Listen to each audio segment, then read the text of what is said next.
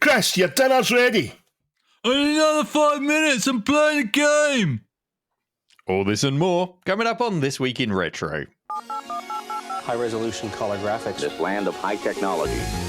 The revolution in technology that made the information age possible. Those kids are not afraid of computers. RetroTube. You are how old now? And G7 VFY, you owe me a beer. All this and more coming up on this week's show. Up-to-date news for out-of-date tech. Hello, the whole gang is back together. Chris, Hey. Dave, Yes. and me. Hello, guys. How are we all doing? Yeah, good. I'm doing well. How are you? Good. Did you have a good day yesterday? Yeah, I mean, I've done 5 public days in the cave in the last week. It's been hectic. We've had soldering workshop. We've had guest speaker day with the Gremlin Graphics Day. We had Dr. Alan Meads yesterday, a complete master on the British arcade history, author of Arcade Britannia, which everyone should read. It's absolutely required reading for anyone in this hobby. All recorded, so I'll be making videos about them soon.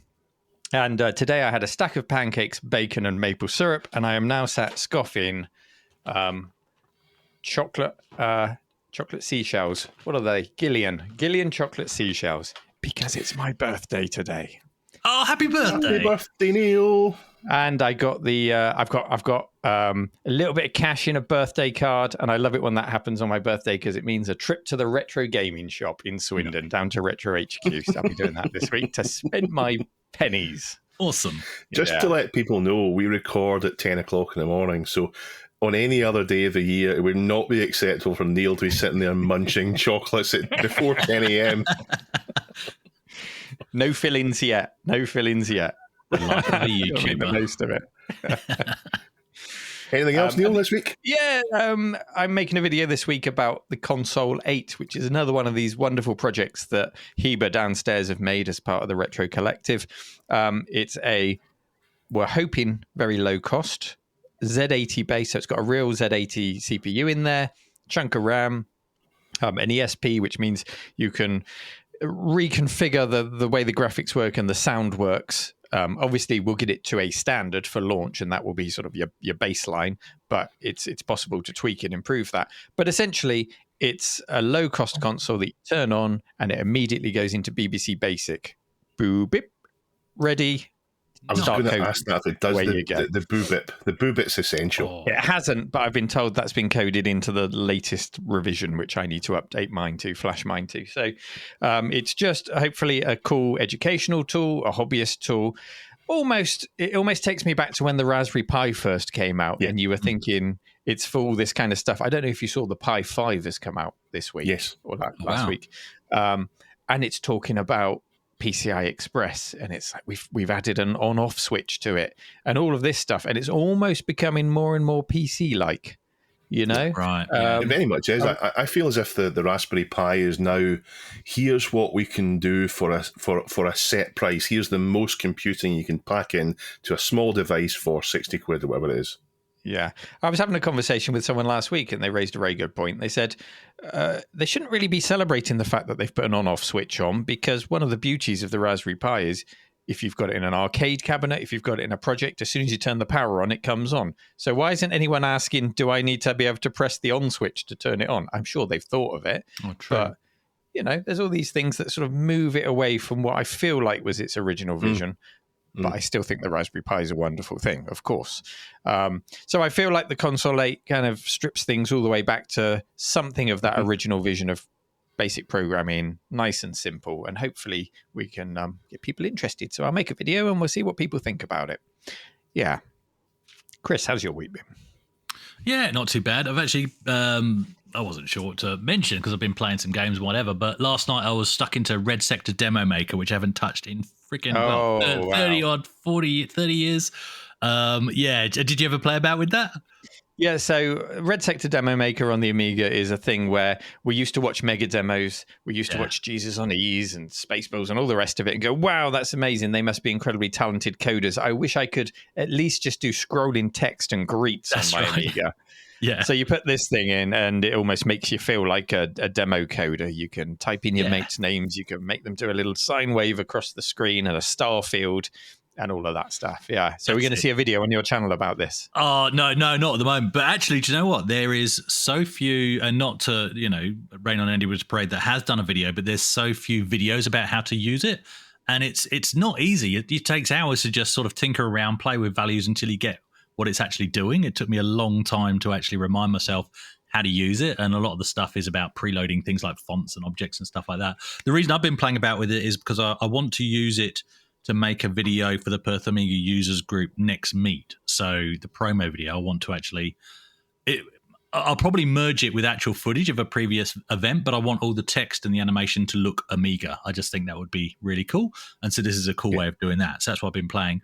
But yeah, mate, I mean, if it's not me, somebody does need to make a really good set of tutorials, because I know I'm only just scratching the surface as to how to use it. So yeah. But it's good fun, just getting back into it, unless it crashes and you haven't saved in 3 hours. Then that's a bit of a letdown. I'm trying to remember, was there an option on that to save your little greet thing to the boot sector of a disc? Yes, correct. There was, wasn't there? Yes, I remember now. Yeah. So, it almost felt like a real pirate. Yeah, crack throws on your games. That's right. Yeah, you could. Yeah, it's awesome. That's good fun. Good fun to play with, unless it crashes after 3 hours of no saves. But yeah. Dave, have you been playing with cracks and crack throws this week? I have been busy with family stuff, but I've also upgraded the whole boring Wi-Fi in the house. But I did something fun. I've booked myself to come down hang on. Upgrading your Wi-Fi to a mesh network is fun in your terms. That's fun to you, Dave. It might be fun for me, but it's boring for the people listening to this podcast. I know you enjoyed it. Yeah, but they don't want to hear about it. Go on then. Carry on. I have booked myself a treat. I am coming down to see you, Neil. I think I'm busy that week. You're busy seeing me, Neil. You're busy meeting me that week. I'm coming down in November. All of a sudden, John Bolt of Carshaller, the daddy, announced he was coming to the UK. He's coming over on church and band business, and he thought while it was over, he would come over to the Cotswolds and see the cave. You've twisted his arm into doing a session, turning it into a patron day. Loads of people are booked already, and I'm coming down for it.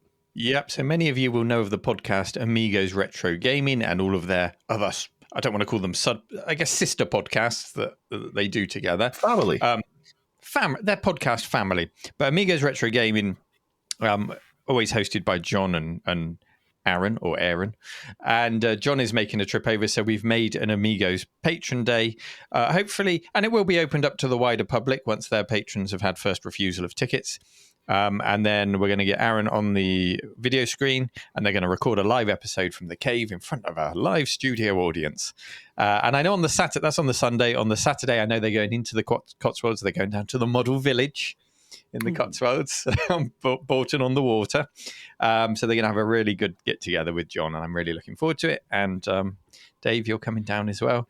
And Chris, that's a bit weak, Chris. I can't believe you're not coming over for it. Sorry. Let me just check the flights and the bank. Oh no, they both say no. Sorry. Don't forget who else is coming down, Neil. Who else is coming down, Dave? Duncan. Oh, Duncan Styles. Yeah, producer Duncan. Yeah. Did you know he booked? Does he have a Yes, physical form? I did see he'd booked. Yeah. Will we see him, or will he be sort of hiding in a producer room out the side the whole time where we don't get to see him? See his arm. He points at the camera, he trolling us. disappears. Turns into smoke. So it will be, of the Twerf family, it will be everyone apart from Chris. So that'll be cool.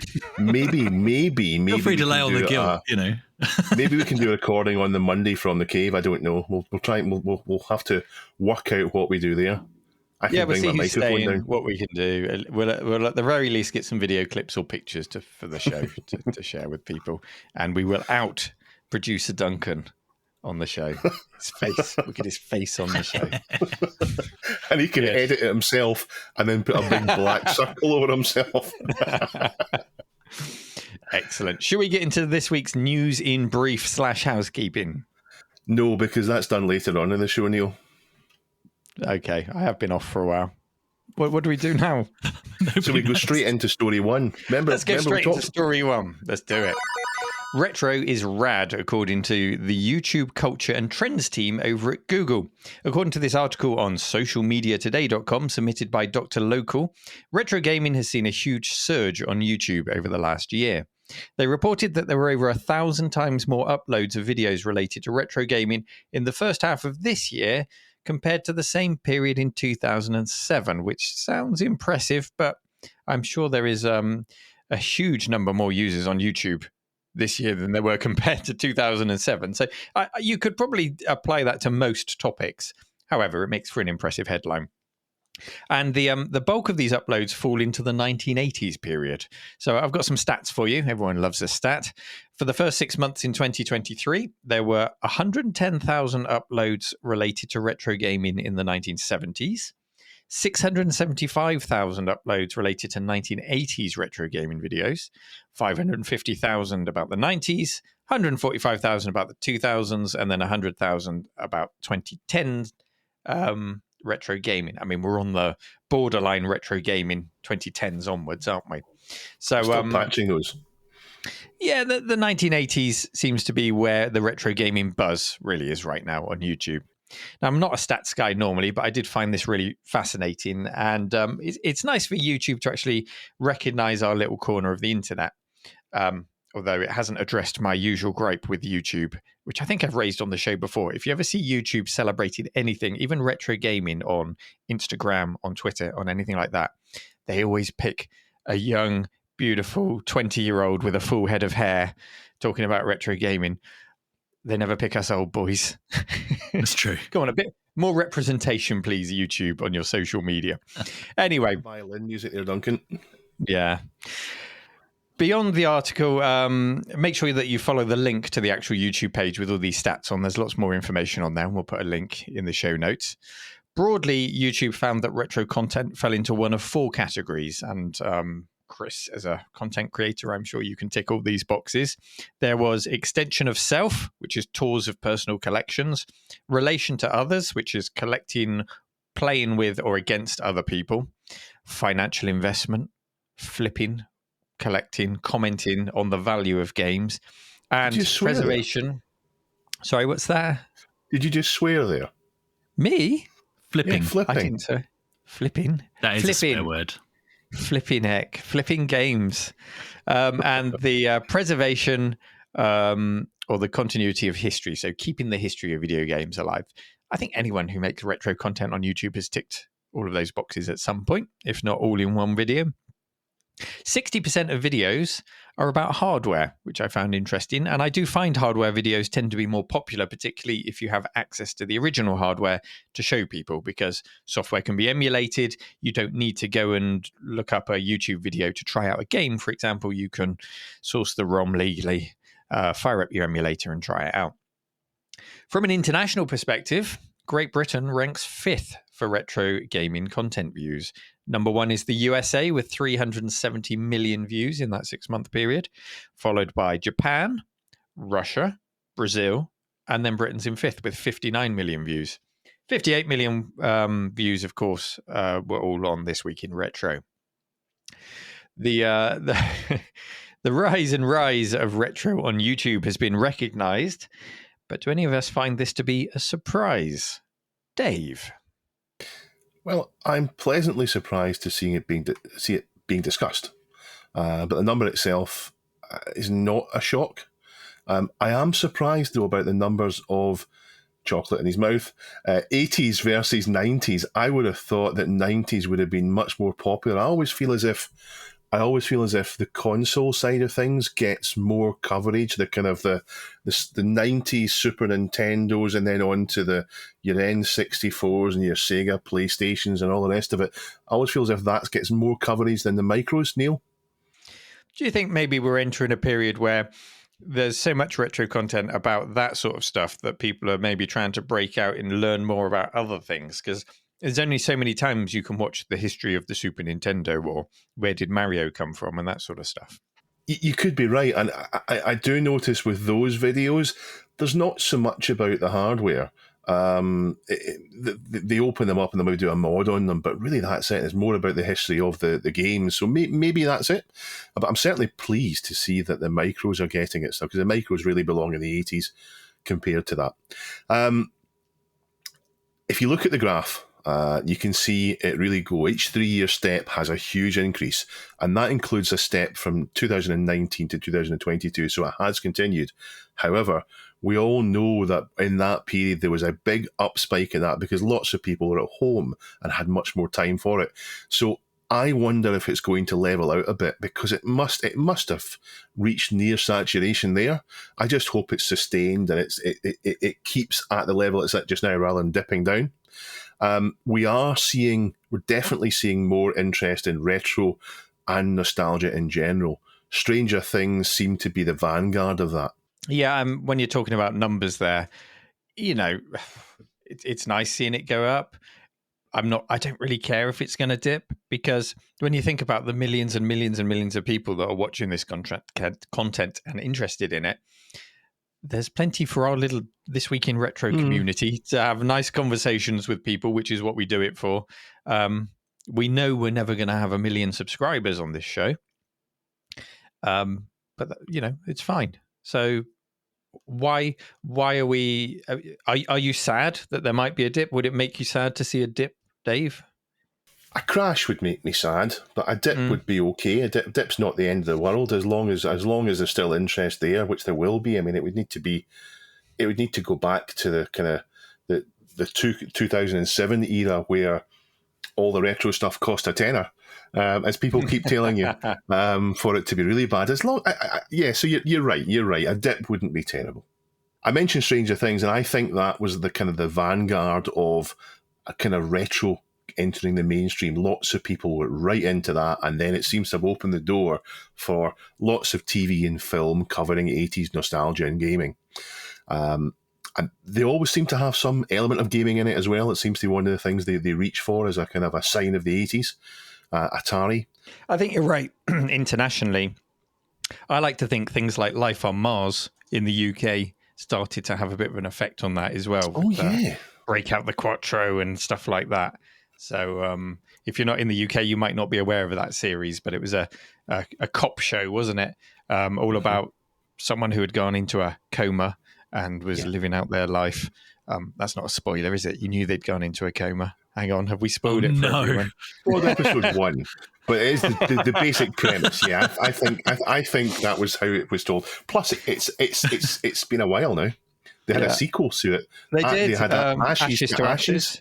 Again, set in the 80s. It wasn't really microcomputer based, but you saw the odd glimpse of something like a Commodore PET or something like that, and the old cars and the old clothes. So there were things like that doing their thing before Stranger Things. But of course, Stranger Things was the huge international success that brought back things like the Mythic Arcade, which is, for the UK, not accurate to how our arcades were. Maybe some in the US, and this is something that Dr. Alan Mead talked about in his Arcade Britannia talk yesterday, and you'll see in the video when I put it out. However, it doesn't necessarily mean it's a bad thing if it's garnered interest in the topic, does it? When do you think Life on Mars was broadcast, Neil? Crikey. It was that the first one, the first series, Ashes to Ashes was, I'm going to say 2006. You're right. Did you look at it? Oh, no, I didn't. That was a guess. Wow. Well done. I just thought, I looked up there and I thought, that almost matches the start of these YouTube figures. So maybe Life on Mars started it. I don't know. We're also seeing people's relationship with online and mobile technology maturing. And it has been the case that we've just grabbed whatever comes next and said the next thing is what we should do. Forget about what came before. And now I think we're seeing things maturing. People are saying, I like physical media. I like being disconnected. And I think with games, people are looking at what the current model for gaming is: subscriptions, microtransactions, pay to win, give us more money. And they're looking back to what we had in the 80s and 90s and thinking, I like that model better. I like the simpler model where I know what I've paid for, and that's it. I think there's a nice argument as well for preserving and protecting those old big box games, for example, not just from a historic point of view, but also just from an environmental point of view. It's nice not to put them in landfill. It's nice to celebrate them and share them. And of course, nobody wants to see a return to millions and millions of plastic cartridges being made in the future.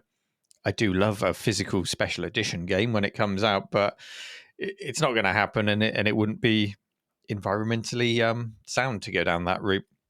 So I think it's nice that people want to save and collect rather than chuck this stuff in landfill. And the more people that do, the better. Unless you're a collector and you're looking at prices go up and up. That's the selfish argument, isn't it? I don't want people to collect because they'll put the prices up for me. That's fair. Do you know? That is fair. On the other hand, I don't know. There's pros and cons to that. As for the hardware, you mentioned 60% is hardware. Obviously, I'm a big fan of Trash to Treasure restorations from Neil. And there's a huge appeal in watching a video where you know that something is going to be fixed, some kind of sense of order, some kind of sense of peace from taking something broken and at the end of it saying, here we are, fully restored and working the way it should be. There's definitely a sense of peace there, and I think people will be discovering that in retro, even if they've no interest in actually having anything retro in their house other than watching the videos. So yeah, not surprised overall, and I'm pleased that they're talking about it. Chris, what do you make of these stats? Well, I was going to say that I'm not surprised because of the whole nostalgia window and moving window of time. We've talked about it before. It's the whole reason Back to the Future was set, going from the 80s back to the 50s. It was actually a nostalgia trip for our parents. We didn't realize that at the time, but it was playing the same trick. But actually, I am surprised because thinking about it, nostalgia is a massive topic. You got toys, you got music, you got cars, you got all of that, and the whole lifestyle of the 80s. And so these stats are specifically about, hardware and gaming and machines and that kind of stuff. So it's actually quite a small niche within a much wider topic of nostalgia and the 80s and the 90s. So seeing computing and gaming come to the fore on its own, not just as a subset of nostalgia as a whole, is actually, I think it's quite remarkable for it to, to crop up on the radar to that degree. It's cool. Yeah, well, and it's always nice for YouTube themselves to recognize it, and hopefully they'll, stimulate and promote some of the videos from the channels that we love and give some of the people who we know deserve recognition and views and support. Hopefully it'll put some of them in the limelight.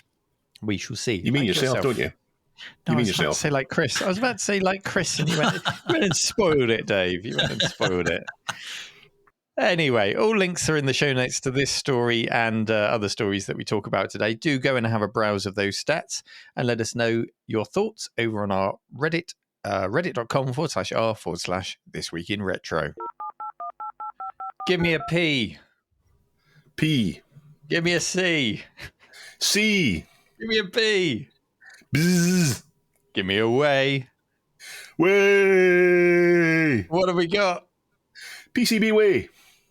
PCBway.com. Chris, why are you holding your head in your hands? I had no idea what was coming. Roll with it. We are kindly sponsored by PCBway. And I've been working with them in the last week or so. I don't know if I mentioned this on the last show. We recreated a Commodore PC20 and sent off for those boards from PCBway. Mm-hmm. They've arrived now. Fantastic. So I'm looking forward to soldering them up. And in that Trash to Treasure series we're doing about the Commodore PC20, putting that in. So I'll be using that to do the Trash to Treasure and restore the Commodore PC20 that I've been working on. And last time we talked about PCBway, we looked at some of their shared projects. Now, Dave, you've had another look. What have you spotted in their shared projects section this week? I look at a 16-in-1 cart for the Amstrad GX 4000, which everyone knows is the best console ever made. It's got me thinking about making my own carts for it. I'm not a big fan of flash carts with everything on them. I don't like the idea of booting a machine up and having the big list. So I like the idea of being able to curate what goes in the carts. So I'm looking at that as something to do eventually and maybe get those working. My own set of cartridges, because you don't need that many with the Amstrad GX 4000. I'm glad you mentioned that because when we did Mark's workshop on soldering last week, he ordered a bunch of blank PCBs from PCBway.com, which were Atari 2600 cartridges. So as part of that soldering course, we all learned how to solder sockets into it. We put ROMs in, and then we had a lot of fun one by one testing if our soldering was good in the 2600 and seeing what game, because he didn't tell them what games were on the ROMs, so we saw what game popped up. So it was a really nice way to learn to solder and have fun, and just another example of what you can find in the shared project section of PCBWay.com. So go and check them out, and we thank them for sponsoring the show. I'm not sure what all of your music listening habits were. For me, I came a bit too late for vinyl and just in time for cassette tapes, and I stuck with them. And then with CDs all the way through to the time of MP3s and then onto phones. And it's only recently I discovered the enjoyment of vinyl records, and they do a different job than the cassette tape.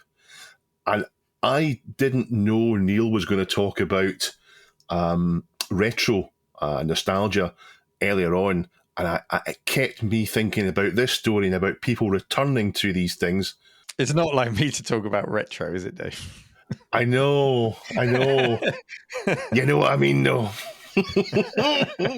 I mean about YouTube stuff. So yeah, okay. when I was talking about that, I was thinking about this story as well, and people returning to these formats.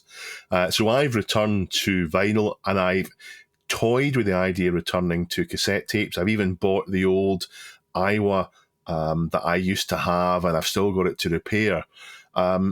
So I do like the idea of going back to these, and it looks to be the case that lots of other people do.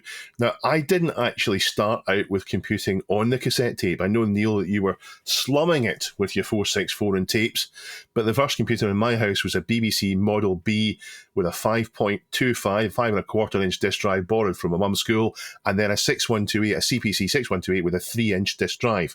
But I did have tapes. I bought a tape player in Boots, and that opened the world of budget games for me. Recently, I found that the answer to budget games in Spain and France, where they didn't really take very well to tapes, was they had compilations on discs. You would buy 3 or 4 games on a disc there for perhaps 4 times the price of a budget tape with us. But in the UK, I never saw anything budget in disc. So I think in the UK, we only had the option of disc games at £3 or £5 extra on top of the normal price for a game. So for me, I used tape games, the tape player I bought, and a Multiface 2 to load them from tape, saved a memory snapshot to disc, and got the best of both worlds. As for cassettes, they were the portable format for me. So even into the CD era, I didn't have a CD player, and right up to the point where I got my MP3 player, a Creative Nomad Jukebox 2, at which point I dumped all the formats. I had a cassette player, and I loved my cassette player. I never found it was... I never thought the audio quality was bad. I always thought it was fine. But Neil, tell me about your tape memories. You're talking to a man who recreated a game shop and stocked it with cassettes. So, yeah, you know where I stand on this, Dave, including the card-backed cassette tapes with their original packaging to hang on the pegs. So when we talk about cassette memories, yes, I did have a Walkman, followed by a CD man, which I had to very delicately balance on the bus going to college to make sure it didn't skip. So CDs were better in that cassettes were better in that respect. But of course, I always think about micros before I think about music when I think about cassettes. And I've got 2 types of experiences with buying cassettes. So with the Amstrad CPC, it was a later 8-bit micro compared to others to market. So the industry on the high street was establishing well, or it had established. You had your independent computer and game shops, but you also had tape games in newsagents by this point, in chemists like Boots, in stationery stores like W.H. Smith's, in toy stores, in chains and in franchises. So 90% of tape buying for me, my personal experience, was in larger high street stores, because that's just what we had in my town. We didn't have an independent computer game shop. And I was a CPC owner, so that's where I went. It's not really the done thing to drive yourself to the independent game stores in the next town when you're 10 years old. You know, I tried driving my dad's car when I was 10. I crashed it into the side of the house. No. I thought I was going to be really helpful for him and put the car in the garage. So I took the handbrake off and the driveway's on quite a steep slope. So I just put the car straight in the side of the house and wrote the car off. Oh, no. So I wasn't going to, after that experience, I wasn't going to drive to the next town. It was a mini metro, by the way. So it didn't stand a chance against a house. So, but when I went on a holiday or on a day trip with my parents, there were independent stores, and those independent stores really carried a sort of an air of mystery and intrigue for me because they were quite often small shops. They were usually manned by a single member of staff, wall-to-wall games, and the tapes were often kept in the drawer under the watch of the owner, who would put them in empty cases when you bought them. The empty cases were on display. Whereas in the high street stores, you had them on pegs. They'd obviously factored in shrinkage for shoplifting. They didn't really care. And come to think of it, I've started thinking recently it's probably why they put the large cardboard backing on the games on the pegs in shops like that, shops like Superdrug, because it would have stopped you slipping it in your pocket. Could that have been a reason? Change the size from device? Yeah, pocket size to too big for a pocket. Yeah.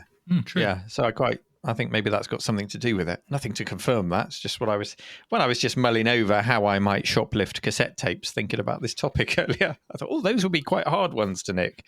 I'll avoid those. Go joyriding and then nick cassette tapes.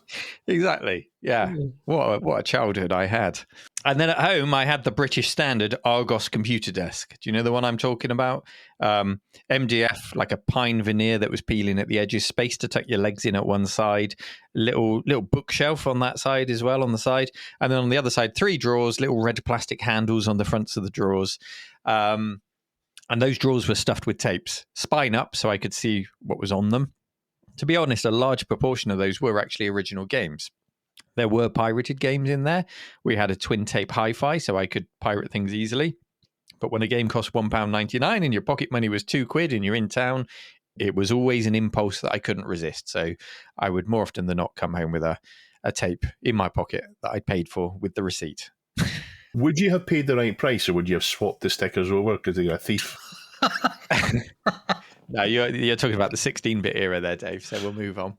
And the last thing I'll say about tapes is, yes, we bemoan the loading times of tapes. Yes, we were all blown away when we got our first floppy disk-based machine. I envied the speed of BBC Micros loading their discs at school.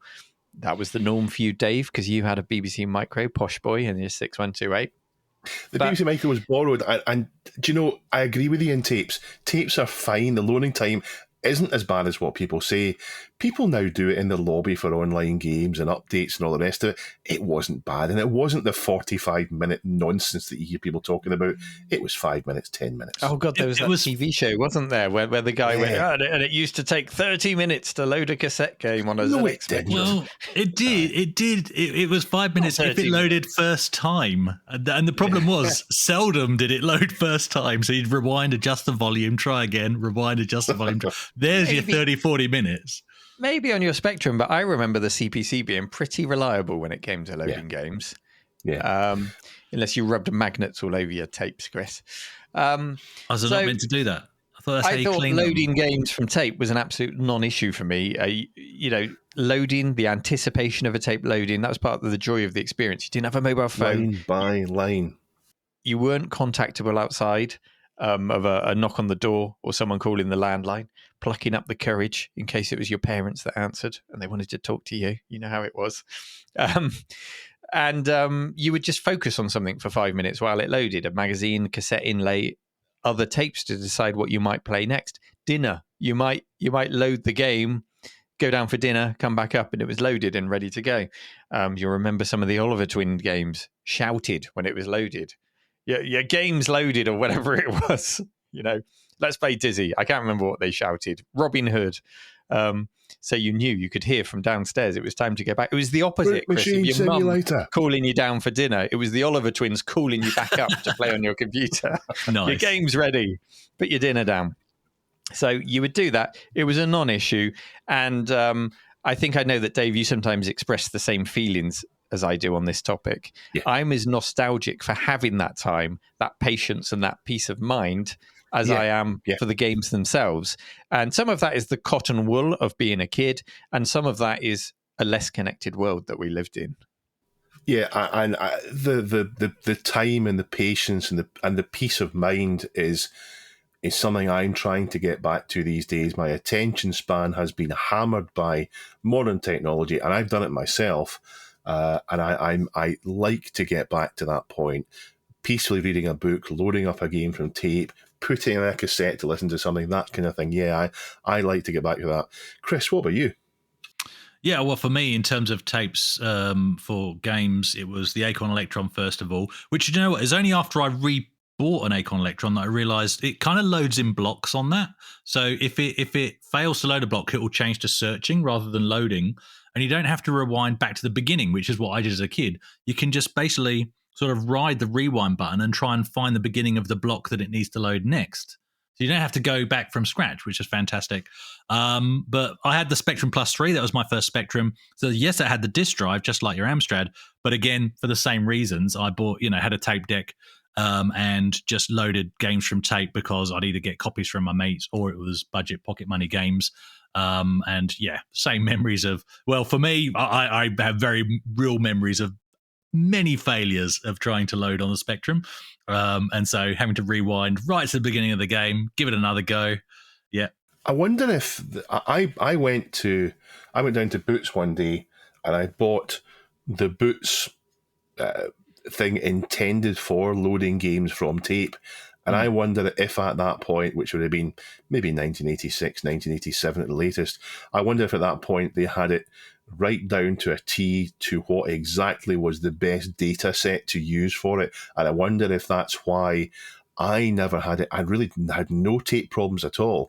I wonder if it's because by that point they were selling things that were perfect for it and you went to Argos and got a cheap one. Oh no, quite possibly. It was probably one that my sisters had in their room, a cassette recorder or whatever. Although I do remember it had the REM socket, so it was definitely a data cassette recorder. But I think it did. Now that we're older and wiser, it definitely came down to the quality of the kit and how you looked after that kit. Are the heads clean, that kind of thing. Which is where I became not jealous of my mates with the Plus 2s because I had my Plus 3s, but the Plus 2s were a lot more reliable loading from cassette because it was an inbuilt cassette deck. So you weren't having to mess with the volume control to get the exact tone and all that kind of stuff. Who was it that manufactured the Plus 2s, Chris? Well, wasn't the first one Sinclair and then after that it was Amstrad? You're correct, it wasn't. You're correct, it wasn't. It wasn't Amstrad. No, it was Amstrad. I wonder if I thought the first Plus 2 was Sinclair, and then the later Plus 2s. Yeah, because there's the grey and the black one. And the Plus 3 was Amstrad as well. I wonder if there's any difference in the reliability between the Sinclair produced Plus 2 and the Amstrad produced Plus 2. I mean, I'm not saying Amstrad is a premium product in any way whatsoever. It was just as budget as Sinclair. But from my experience of a CPC, it was a very reliable machine for loading tapes at the time. Yeah. Well, I mean, my earliest memories of playing on a Spectrum were my mates having 48Ks while I had the Electron, and they certainly had, with the external tape decks, they certainly had the failure issues. But every time you're dealing with an external tape deck, it's, what's the volume, what's the tone, all of that. And the Spectrum is so picky. Well, I find it picky anyway. Somebody will probably hate me in the comments, but I find it very picky. I wonder if we'll get corrected in the things, but I always thought that the Plus 2 was the Amstrad's first one, not Sinclair's themselves. I thought it was always after. I'm not sure. I'm sure people will let us know, but I thought it was. No, you might be right. You might be right. Yeah. I thought the first Plus 2 was Sinclair, and then they got bought out, and then they moved on, and then Amstrad continued it. But I could be wrong. Sure. Because you got two versions of greys, haven't you? I can't remember. Plus 2, plus grey, 2. and then I think eventually the black one is basically a Plus 3 design with a few things missing. That's essentially it. Yeah, like a disk drive. Yeah. No, Sinclair did plus the controller. Anyway, let's move on from that. Let's get back to cassette tapes. Oh, and I did enjoy your conversation last week about the packing games. And you may know that I've been monitoring the Amstrad packing box on eBay that's been for someone's had it up for sale for a while. Started off at £300. So this is the Amsoft pack of 10 or 12 cassette tapes, Roland on the Ropes, Harry Attack, Animal, Mineral, Vegetable, Bridget, all of those games that I got on the Christmas day when I got my Amstrad CPC. £300 is too much. I'm not going to buy that. They've dropped it and dropped it and dropped it. It's still too much. It's £150, by the way, now. So I'll keep you posted, guys, on how low that goes. That's not bad. I did put in an offer of £60 that was refused. £60 still seems... 60 quid still seems it's pretty battered, the box. Yeah, okay. 60 quid was 60 quid's a lot. Maybe put the offer in again now it's not sold and say, look... We'll keep an eye on it.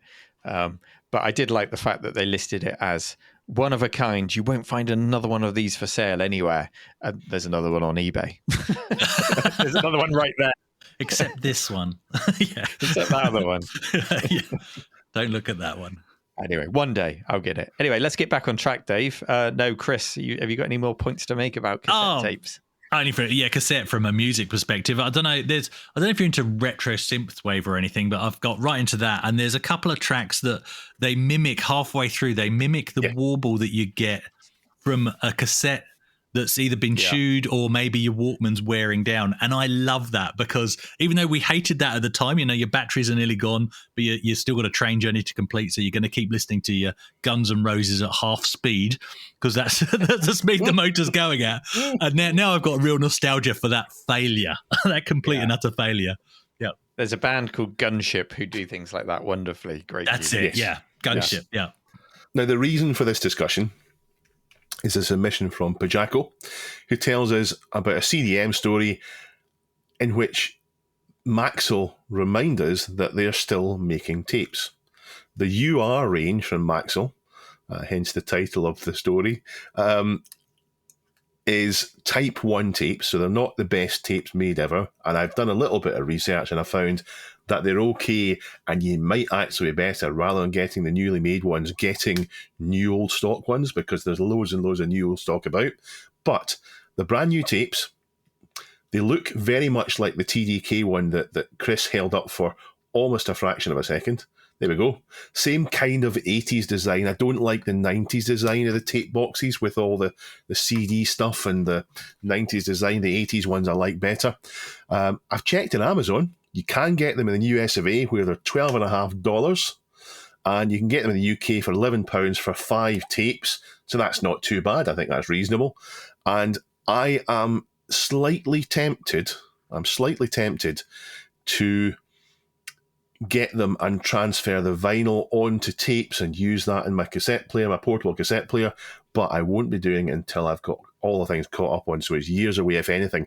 But it's reassuring to know that they're still being made, and even if they stop making them, there'll still be enough around for my lifetime, I'm sure. Either of you see yourself going back to cassette tapes at any point? Do you think you might ever want to do it for music? I would want to do it for music and maybe homebrew games. But the problem with cassette, even though you can get brand new cassettes, is you can't get brand new mechanisms. All the brand new players have got really bad, cheap mechanisms in them, and that's the point of failure. So you're better off spending on a used Sony or Kenwood or something than buying a brand new system, which is really weird. I have a nice way of playing CDs in a little bookshelf Denon Hi-Fi. I have a nice way of playing vinyl on a Sony record player that has Bluetooth and links up to my sound bar and everything that's in my telly and my sub. I don't have a nice way hooked of playing cassette tapes. No doubt I could find a bookshelf hi-fi or something like that to do it in a small compact way, but I don't. Yeah, if Chris is holding up a Walkman, I don't feel the need to go out and buy a Walkman. I actually use now bone conducting headphones. I don't know if you've ever used those Bluetooth ones that connect to my phone. Them. Yeah. So they just vibrate the sound into the bones on your skull rather than going into your ears. And it's really nice because you can hear the world around you. You can use them at the gym nicely without them falling off your head and all of that stuff. I don't really want to go back to foam padded orange headphones and a Walkman, personally. I would put one in the museum for people to pop on and experience listening to a cassette tape on a Walkman.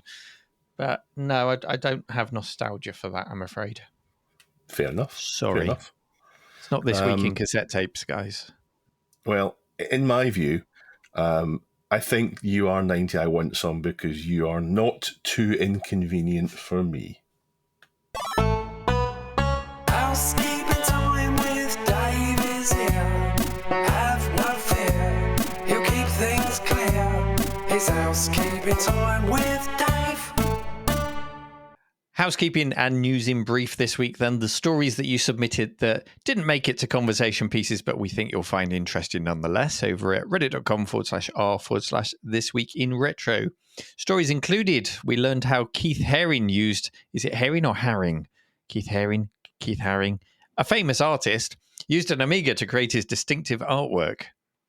There's a vintage Computer Federation video that includes Windows running on a Power PC-based system.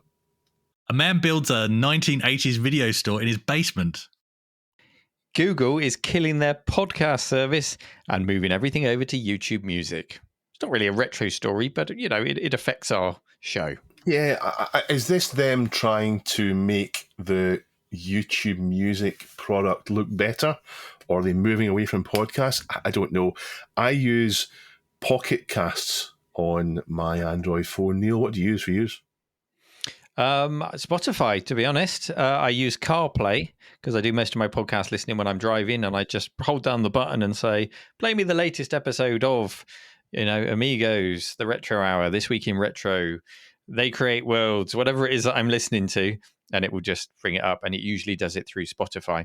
I would suggest that maybe YouTube are just doing that age-old thing of ushering all of their audience into one platform so they can say, look, we have X million of people on this platform, therefore it's worth a lot more money to their shareholders, probably. And finally, there's a video on Z80 programming using ChatGPT. I'm going to look into that because Z80 on the console 8, can I just cheat massively by using ChatGPT to write games for me for it? We'll find out. On to housekeeping. So you can check out all those stories in more detail on the subreddit. On to housekeeping. Just got to clear up something you said last week, Dave. You did a very good job of promoting the charity calendar that I'm working on. Now, by the time this show goes out, the deadline will have just passed for you to submit your photos for the charity calendar. I'm probably not going to get to it till the end of Sunday, so I'm going to give you a couple more days. So if you want to submit a picture of a boxed video game for the calendar for charity, all the details are in the show notes. So go and do that. I'd love it if you took part in that for me. Dave, you did say that the money raised would include the price of the calendar and all the postage would go to charity as well. I've just got to correct. I'm not covering the cost of the postage. We're covering the cost of the calendar, but you'll pay for your postage and that goes to Royal Mail to get shipped out.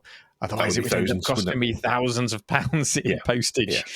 So oops. I just can't do it, guys, but we will hopefully still raise thousands for the charity. You got too excited, Dave. Another housekeeping news, the next event at the Cave is at the end of October.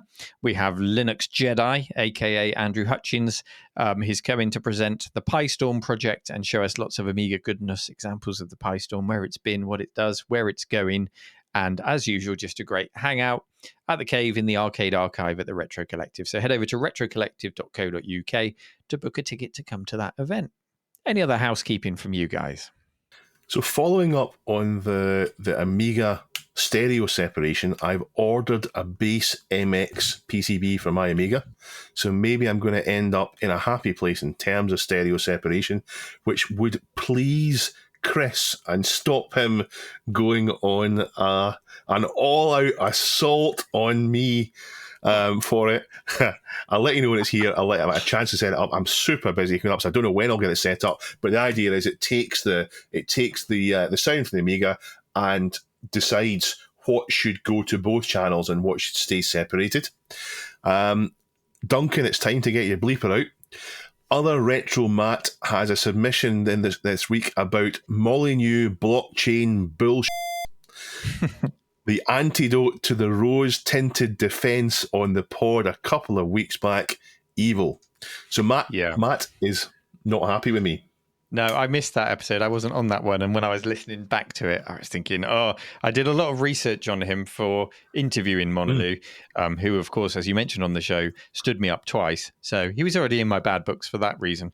But as part of that research, I learned about the things he's done in more recent years. I agree with you. I love all of his old stuff. But some of the stuff he did in more recent years made me think that this apology video or it was kind of an apology video for the hype that he put out, didn't he? Was it? Exactly, which made me think that wasn't an apology at all. It's just another layer of hype upon hype upon hype upon bull because he's got a new video coming out. In my personal opinion.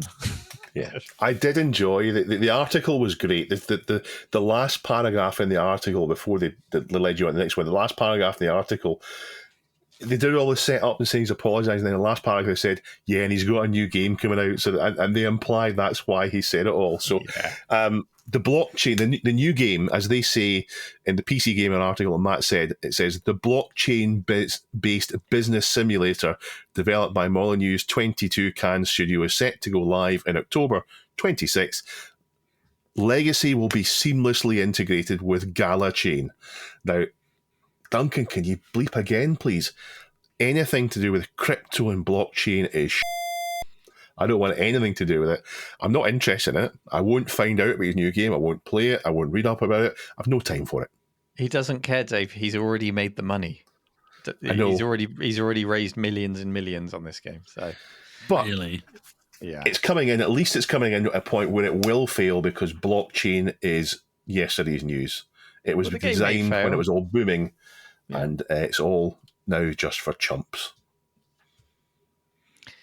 And on that happy note, that's the end of Dave's Briefs.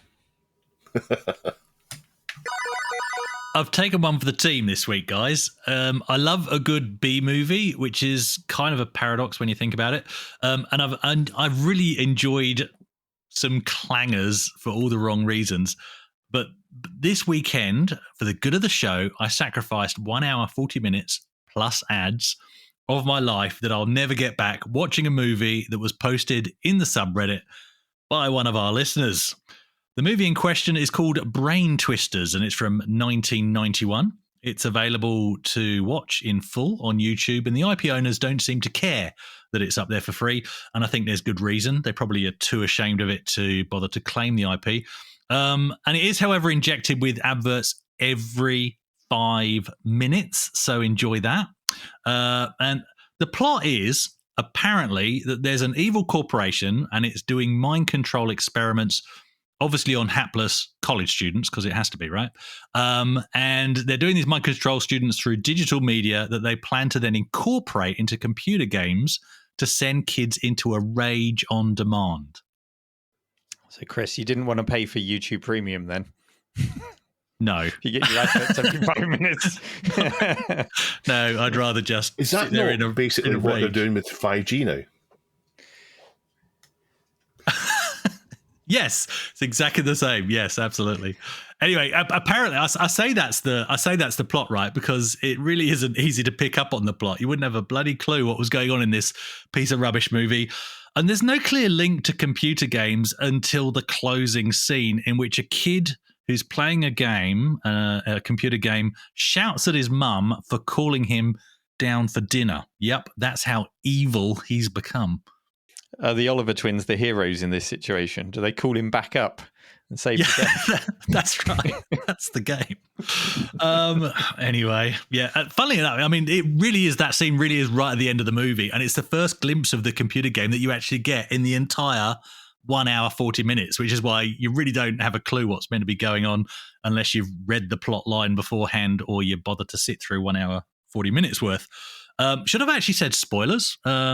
Probably not, because I think this movie comes pre-spoiled in every way. It's too good to be enjoyed for being a bad B movie. It sort of sits in that weird middle place, and it's too bad to be enjoyed for being a movie at all. So it's not, you know what I mean? You know, a really, really bad B movie, you can get into and laugh at it because it's so bad, but this doesn't fall into that category either. And I think it actually takes pride of place as the worst movie I've ever had the displeasure of watching. IMDb gives this rubbish 3.5 out of 10. So there we go. I'll give you my score after we've had a chat about it. Is it worse than Ready Player One? Oh, I still enjoyed that film. Oh, I thought it was terrible. Ready Player One. 5 minutes in and turned it off. I thought it was terrible at first because a mate had told me about it, and he loves retro gaming and everything, and he sort of really hyped it up.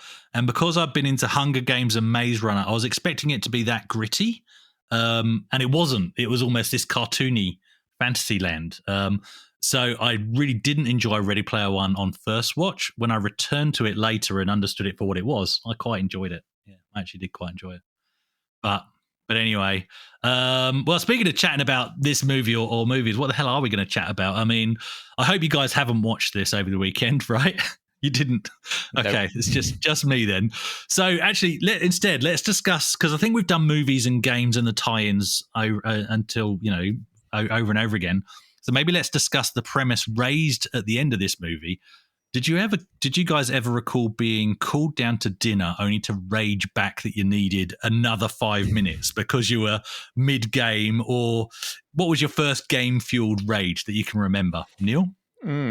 So just to recap on this movie that you've watched, what are some examples of the kids raging during the movie?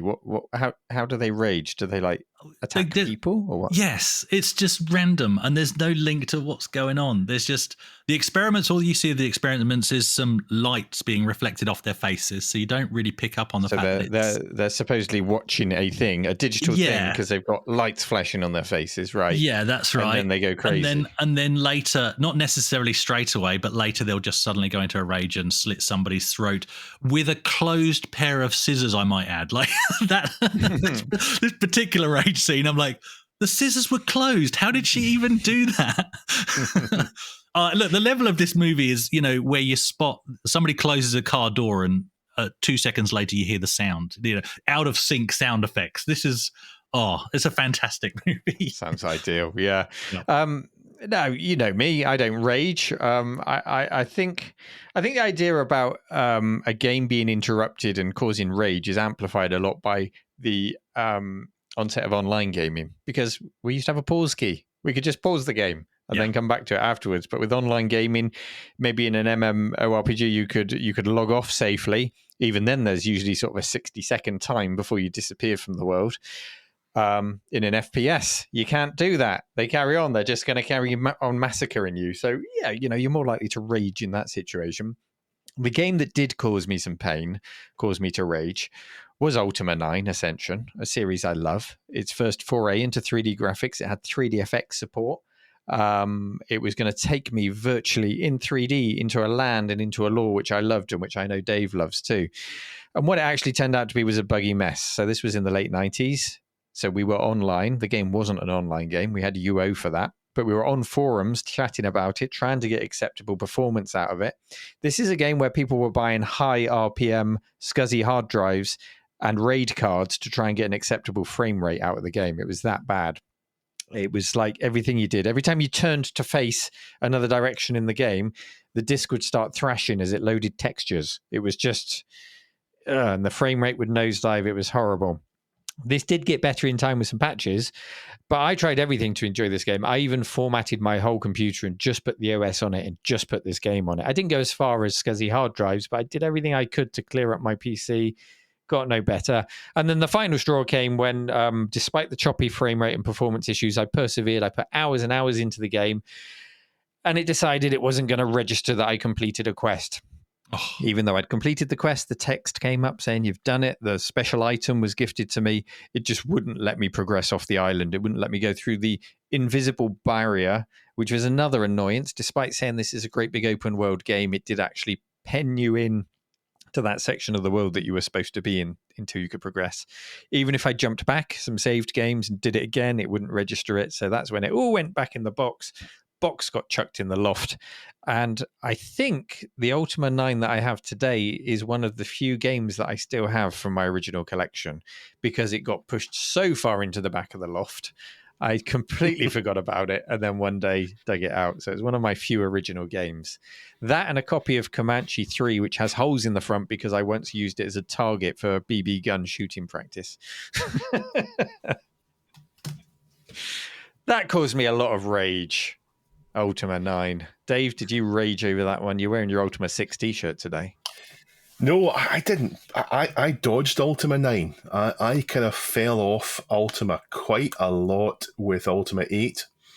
I had Ultima 6 for my ST, and it was quite difficult to play because of the disc swapping.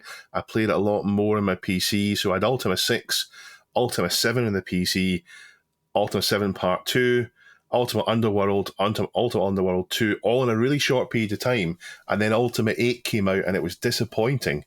And that kind of put me off the series. And then the internet came about and I didn't even touch Ultima 9. and it looks as if I've dodged a bullet there. But although I'm told now it's quite playable, so I will get to it eventually, Ultima 9. I did install it once and started playing it and never got back to it. But yeah, as far as Rage is concerned, though, I don't know if I can remember raging. I certainly wanted 5 more minutes. I'll be down in 5 minutes. Yeah, I'm just coming. And in fact, I'd miss being an age where I had no responsibilities. I could go deep into a game and the only responsibility you really had was it's 11 o'clock time to go to bed or your dinner's out. It must have happened though. I played MUDs where PK was possible, which now it's called PvP. It was called PK player killing. These MUDs were not PK most of the time, so it was always there. It was always a threat it could happen. But most of the time, you'd be XPing or zoning, so you'd be gathering XP to level up, or you'd be teaming up to complete these big zones for bigger rewards. But the PK was always there as a kind of a threat. It might happen at any time if you get raided, but it didn't happen too often. And of course, sometimes you would go looking to do it to other people, perhaps in a group, and sometimes you might find it. Other times you might find another group, or you get hit in a zone, and if you get hit in a zone and lost, then you lose months of work gathering equipment and artifacts and so on. And of course, there must have been rage when that happened to me. I don't remember it. Maybe just disappointment, sitting there shell-shocked. And the MUD I'm talking about there most is Duris, if anyone's played it. But later in life, I played Eve, and it was pretty much the same idea. I was exclusively out in 0-0 space, lawless space. But most of the time, you weren't PvPing. Most of the time, you were trying to achieve things, but the PvP was always hiding in the background. And again, maybe there was rage there if that went badly. But going back to your film, I did realise you were doing this story, and there was enough time that I thought maybe I'll get time to watch this movie. And I'm delighted to say that I didn't get the time. And I've dodged a bullet. It sounds absolutely awful. Nothing you've said about this film makes me sound good. Do you know what? I'm not even a fan of so bad it's good films. I'm not really a fan of those either. You were having too much fun installing your Wi-Fi mesh network. It works great. Let's get out there. The Wi-Fi at 6E, it works great. I can walk through the house on a phone call and Wi-Fi call on a new phone. It works great. Brilliant. I'm just thinking a B movie called Wi-Fi mesh. I think there's legs in that. Wi-Fi mesh. The mesh. And it's like people walk in and it like slashes them with lasers. Yeah. They thought they would get Wi-Fi calling. What they got was the mesh. Brain Twisters 2, the mesh. Yeah. Brilliant. They walk through the Wi-Fi mesh and then that's when they get their rage. Anyway, right. Well, I've got some rage moments that I certainly remember. One was all these topics kind of interlink. So trying to load a game on my Spectrum Plus 3 from cassette. And I don't know, you guys, because you had your fancy Amstrad, you didn't have this same problem because it loaded first time every time. Chill. We had our That's why.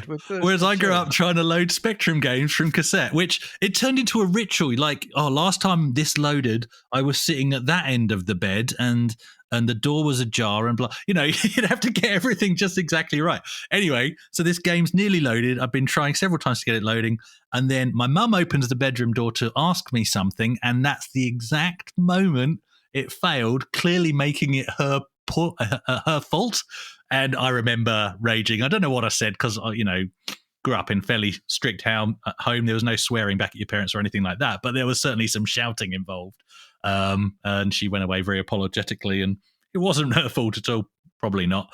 And the other one, it wasn't me. It was actually my brother. We were playing, and I can't remember which football game it was on the Spectrum, but I was thrashing my brother to the point where, in frustration, after I'd scored yet another goal, we're sitting next to each other on the bed, small room, and he literally just went bang and smacked me full on in the mouth.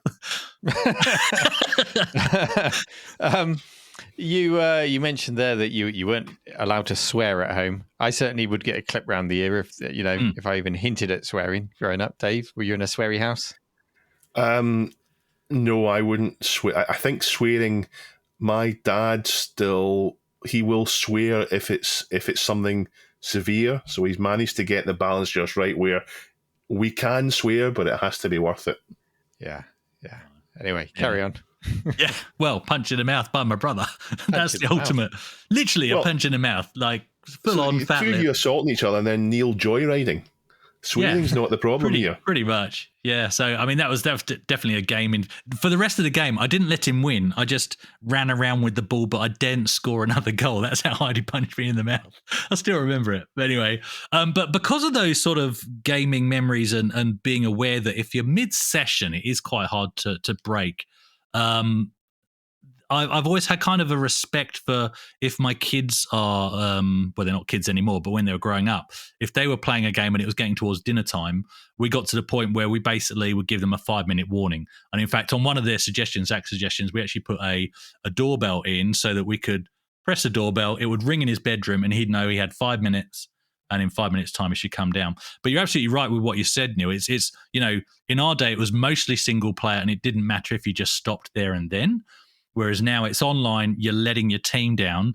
But then we did have that discussion of, well, actually, that team are just random people online, and the people that matter are the people in this house. So you have to have that kind of conversation and that balance as well. But back to the movie, I urge you, please don't watch it. I'd rate it 1. I'll do, have a bit of a laugh. Now that you go in with low expectations, give it a watch if you want to. I'd rate it 1 out of 10. The acting and plot smacks of a softcore adult flick, but fails to deliver even on that level. Other fantastic bad movies that I would watch over this, if you like watching bad movies for the fact that they're bad. One is Pterodactyl, 2005. Jesus Christ, Vampire Hunter, 2001. Yes, a very low-budget Canadian movie featuring Jesus teaming up with an amateur wrestler called El Santo to defeat vampires, and that scores better for me than Brain Twisters. And Rubber is actually a movie I really love. It's about a tire that rolls around killing people through the power of thought. Well, actually, and this is where the movie is weird, it's got excellent cinematography. This is where the movie's weird. It's actually fantastic. That sounds like the perfect film to video game adaptation, especially in the 8-bit era. Oh, yeah. A tire that you can control to run people over with. It's like every weird abstract video game of the 8-bit era. That's right. The movie's plot is, that is the plot, but the movie's plot, why was it going around doing this? And Duncan, you're going to have to bleep me this week. I'm quoting the movie. It's the only reason I'm going to say it. It's the only reason I'm going to say a naughty word that my mum would clip me around the ear for. But the plot is for no reason. Just quoting the movie. For Chris. No dinner for Chris. Neil, you've not had a bleep this week. Would you like to have a bleep? I'll finish for you. I'll finish on what I think is a good movie, and it's about technology, and it's actually about social media, and especially about content creation. And I do think it's worth your time. It's a 2017 techno thriller called The Circle, directed by James Ponsoldt, and starring Emma Watson and Tom Hanks. It doesn't actually rate very highly, but in my opinion, it's one of the most important movies of our time. And it actually sends a very real and powerful message about life online. So give that one a look.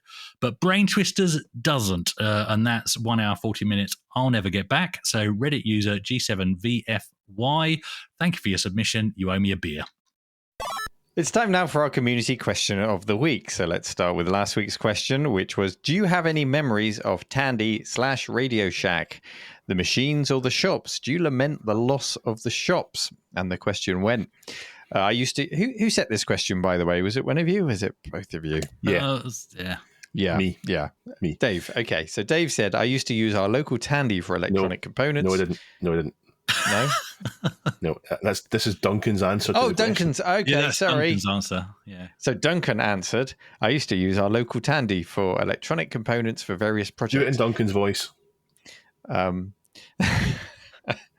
He's got quite a kind of sort of a London accent, hasn't he? As Duncan.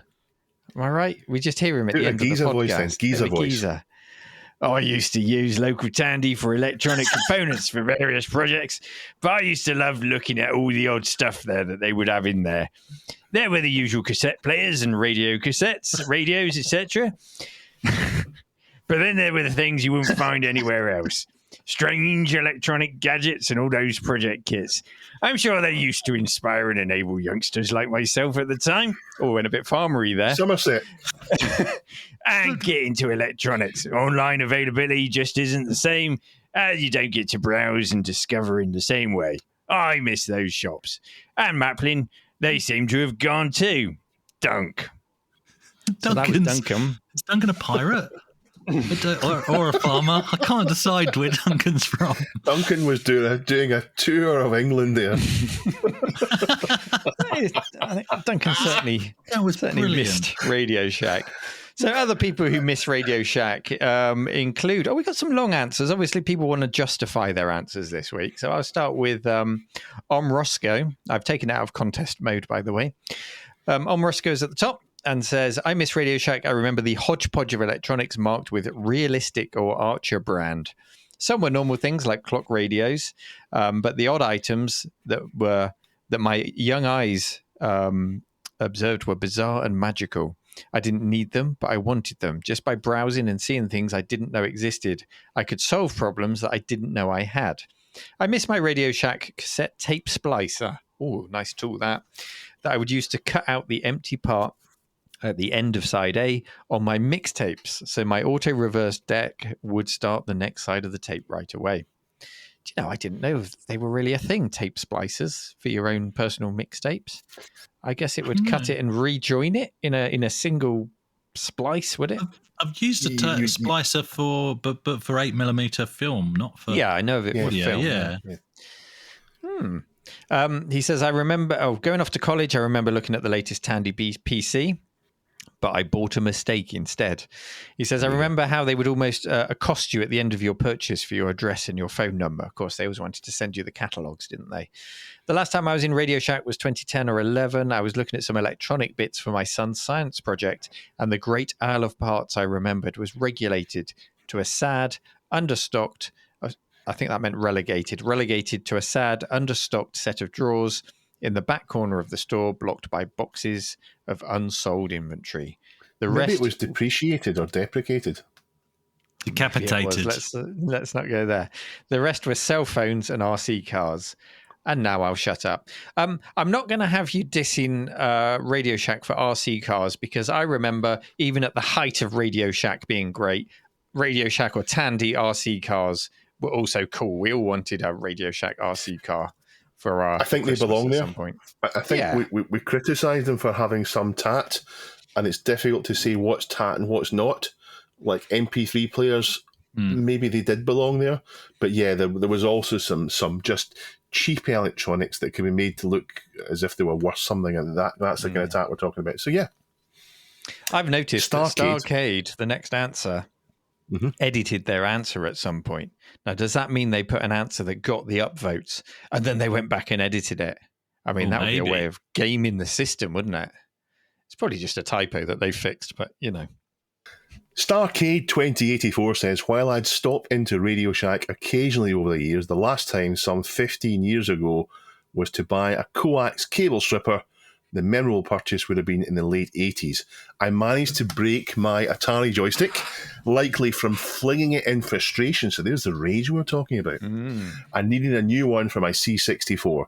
I popped down to my local Radio Shack, who I knew carried computer things as well, and spotted an official Commodore 64 joystick. And he's attached a picture of it, and I happen to have the same one boxed here. Neil, you got these, didn't you? Oh, no, you didn't. No, you didn't get them. They ignored your offer, didn't they? That's right, yeah. Accepted everyone else's offer, ignored my offer for the same price. This is the joystick here. I got it home and found that the rubberized triangular shaft to be both interesting and uncomfortable. The single-centered oval button was responsive but clicked very loudly. But as terrible as it felt to use, it's what I had and I made do. Until the rubber on the shaft started peeling. At first a little and then more dramatically, until the three sides made the joystick look like a peeled, rotting banana. The joystick was crap, and I pity anyone else who had to suffer with it. And now I'll shut up.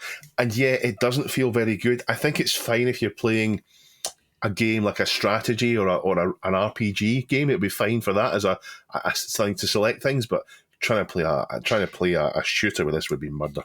It doesn't bring anything to the party from the looks of it that the 1970s Atari 2600 joystick didn't bring. It really doesn't evolve the joystick as a device. That's a Radio Shack joystick. So Dave's got a Radio Shack joystick. He went to Radio Shack to buy the Commodore joystick. And it's Commodore branded. It's Commodore branded. So it's worth a lot because it's got the Commodore branding on it and people are idiots with it. Because I've got an Archer joystick here, but on the bottom, that's why I quickly put my glasses on to double check. It says Radio Shack on the bottom of this. And it looks like a quick shot. It looks like a quick shot, but it's actually an Archer, and it's micro. I think I've raised this before. It's micro switched, which the quick shot 2 was micro not. switch is nice. Yeah, no, it's really good joystick. Next answer comes from UK Cheeky Monkey. Chris, you've taken your glasses off. Can you still read it? Cheeky Monkey. I take my glasses off to read things. Don't get me started on when I do and don't need them.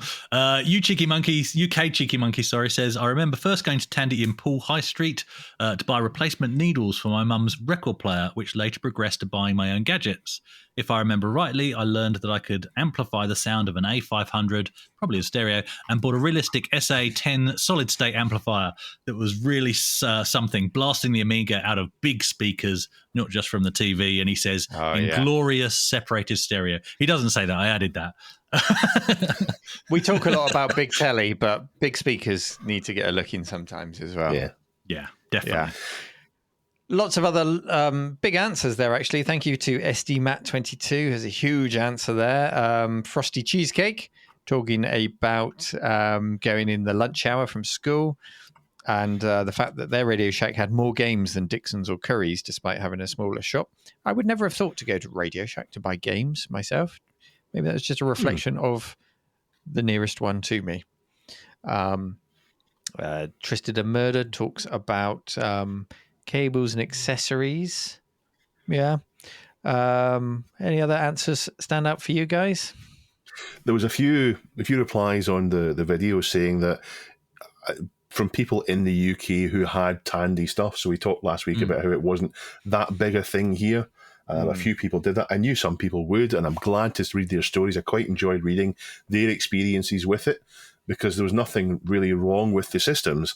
I don't think they were price competitive with the British offerings at the time, so I think that's why I didn't catch on, but I quite enjoyed reading those. Pajako6502 talks about just flicking through the catalogues and enjoying the obscure things in there. Oz Retro Comp says 4 words: Radio Shack Battery Club.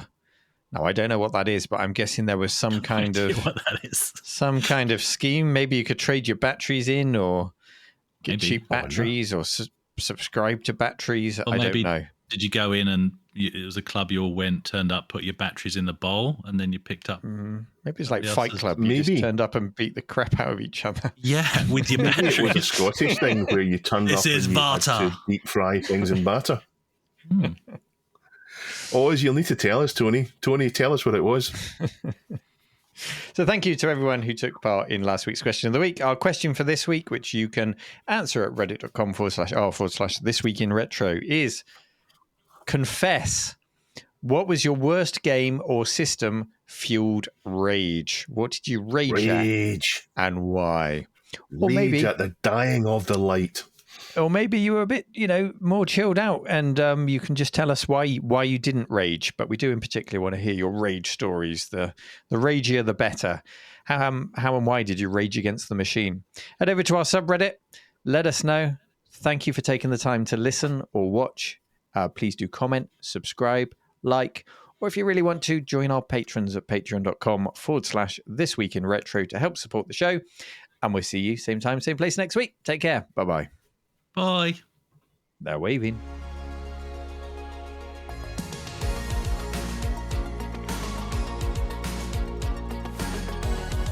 This Week in Retro was written and presented by the 3 Muppets you can see on your screen. It was left down to me, Duncan Styles, to edit it into the you just watched. Something about Spotify and YouTube. Tell your friends, I don't care.